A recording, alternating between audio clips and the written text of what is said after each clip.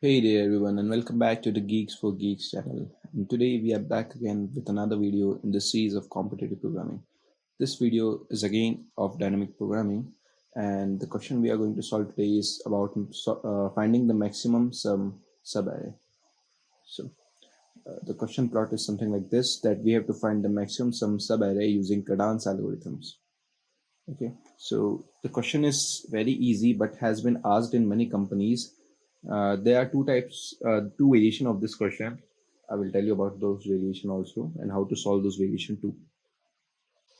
Okay, so as you can see, this question has been asked in many big companies like Amazon, Microsoft, Flipkart, Ola Cabs, Hike, Samsung, Snapdeal, and Walmart.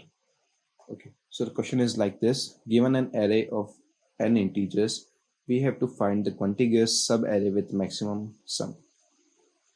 The first line of the input contains t integer denoting the number of test cases. The description of t test case is follows.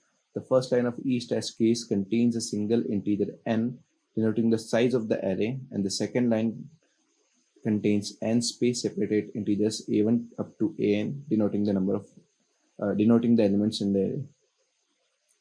And in the output we have to print the maximum sum of the contiguous subarray.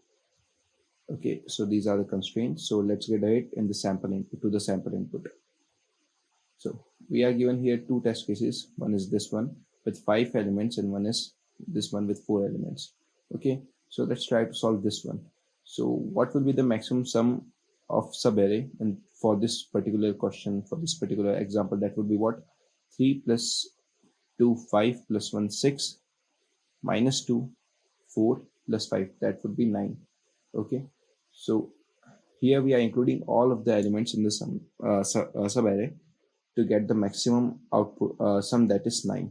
Okay, if we include only these three, then the output will be what? 6, and if we include only the last one, then the output would be what? 5.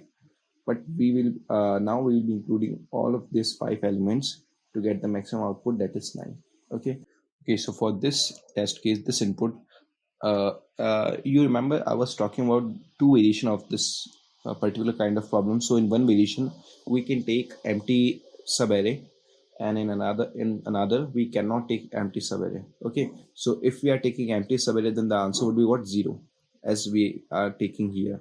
Okay, but if we are not taking empty subarray, then the output would be what? -1. So there are two ways to solve this question. One is what? Brute force method, and another is using Kadans algorithms. Okay, so let's get ahead and solve this question, this particular example, with the help of brute force first.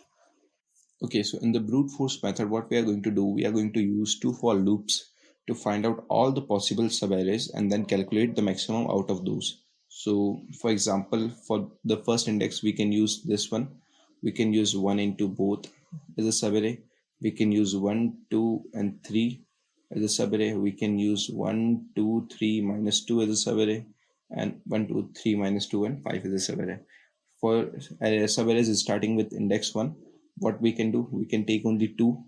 We can take 2 and 3. We can take 2, 3, and minus 2. We can take 2, 3, minus 2, and 5. Similarly for 3, minus 2, and 5. Okay, so what will be the time complexity for this kind of approach? That would be what? Big of n square. Okay, so what is the idea of the Kadans algorithm? The idea behind the Kadans algorithm is to check the maximum sum subarray at every index starting from 0. Okay, so it is taking this basic idea and implementing this to get an output in the time complexity of what? Big O n, not in big O n square, big O n. Okay, so how we are going to use Kadans algorithm? So Kadans algorithm says that the maximum sum subarray at any index is either equals to 0, or element at index plus maximum subarray at previous index. Okay, so equals to 0 is for the case in which we can take empty subarray also. But if we cannot take empty subarray, then here we will have to take maximum sum of subarray at previous index instead of 0. Okay, so let's try to try to solve this particular example with the help of this algorithm. Okay, so for the 0th index, what will be the maximum sum of subarray? that is either 0 or 1. So that would be 1. Okay, that is 1. So for the index 2, what will be the maximum sum subarray? That would be either 2 plus 1 or 0. Okay, so that would be what? 3. Similarly, for second index, that would be what? 3 plus 3, 6 or 0. So that would be what? 6. Maximum of 0 and 6 is what? 6. So that's why we are using 6. For this third index, what will be the maximum sum subarray? It would be 6 minus 2, that is 4 or 0. So 4 is obviously greater than 0. So that's why we are using 4. And for the last, that would be 9. Okay, so this is how the DP table will look for this particular solution. But still, we are using what? Space complexity of big O(n) here. We can reduce it to big O(1). How we are going to do that? I will show you it with the help of this example.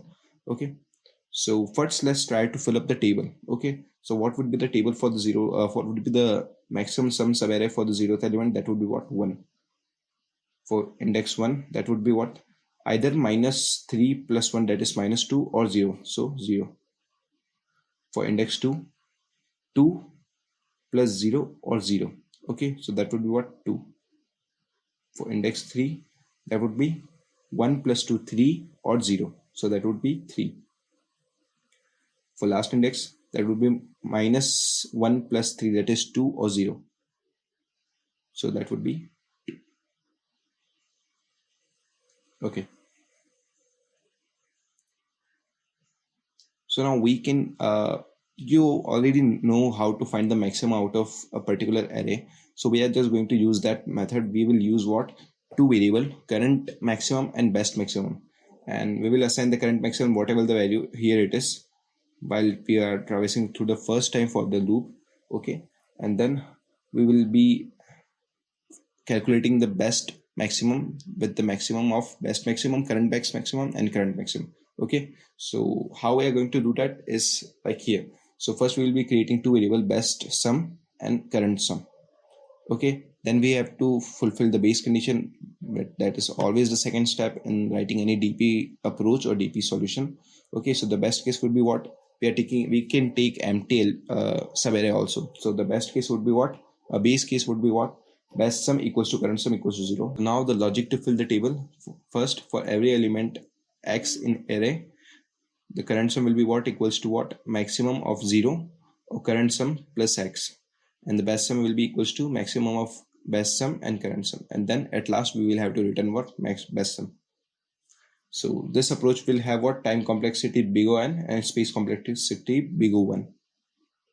So let's get ahead to write the C++ solution. Okay, so I'm here at my IDE and I have already done the input method and all of this stuff. So we are just going to complete this function maxsum. So as the first step is what? Creating the variable best sum and current sum.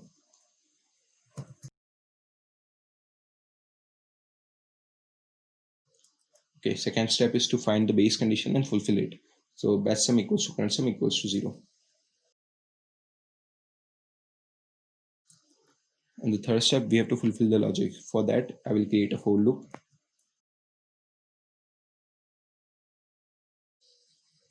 Now the current sum will be equals to maximum of 0 and current sum plus x, and best sum will be equals to maximum of best sum and current sum.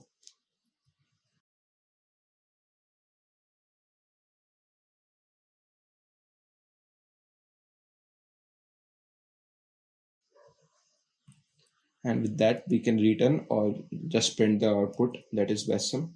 So with that our code is complete. So let's try to run it. The output should be 9, 0 and 3. Okay, so the output is what? 9, 0 and 3, as you can see here. Okay, 9, 0 and 3. So this is all correct. So let's move forward to the solution. So this was the C++ code function that we have written. Okay, you can take a screenshot over here if you haven't done it over there. And this is the Python code. Similarly, we are taking the same steps. First, we are creating the variables and assigning the base condition to them. Then we are fulfilling the logic, and then at last we are returning the best sum. Okay. Similarly, in Java, first we are creating the variables and assigning them base condition, fulfilling the logic, and then returning the best sum.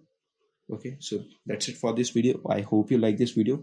If you like this video, then give us a like. If you want more such videos on DP or competitive programming, do comment us down below in this videos in the comment section of this video, and share this video with all of your friends, and see ya.